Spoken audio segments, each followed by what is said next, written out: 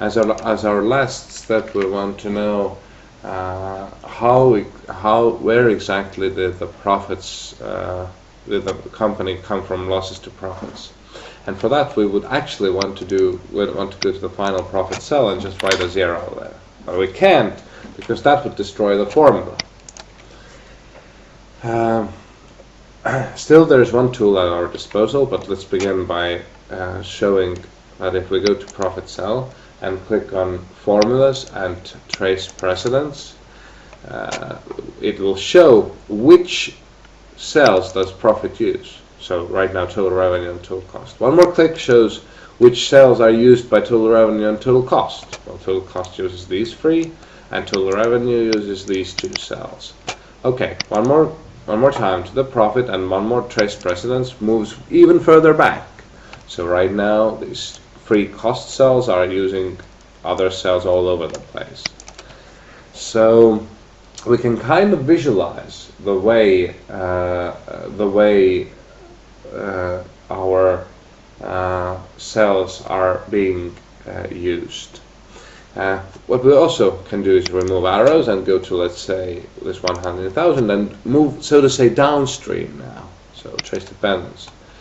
Number of responses and total variable cost of mailing and printing are the things that depend on number mailed.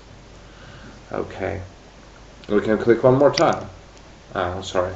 So we go to 100,000, see what depend on it, and go downstream. So we can move the upstream and downstream in our formulas this way. So what we will do now is we will go and say that our profits should be 0, and from all those initial cells, we will let Microsoft Excel change the cell response rate. So we will see when will profits be 0. That means we go to data, what if analysis, and go seek. We will say that our profit cell will set cell profits to value 0 by changing cell response rate. And now Microsoft Excel goes upstream, plays around with profits and response rates, and finds that at exactly response rate 5.77%, our profits will be 0, which is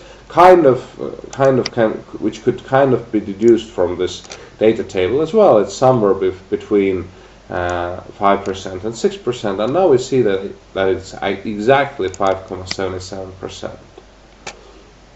And the profits will be 0. So one more time, we can kind of get a needed number to such formula cell and let Excel change one initial number in such a way that formula is as we desire it to be.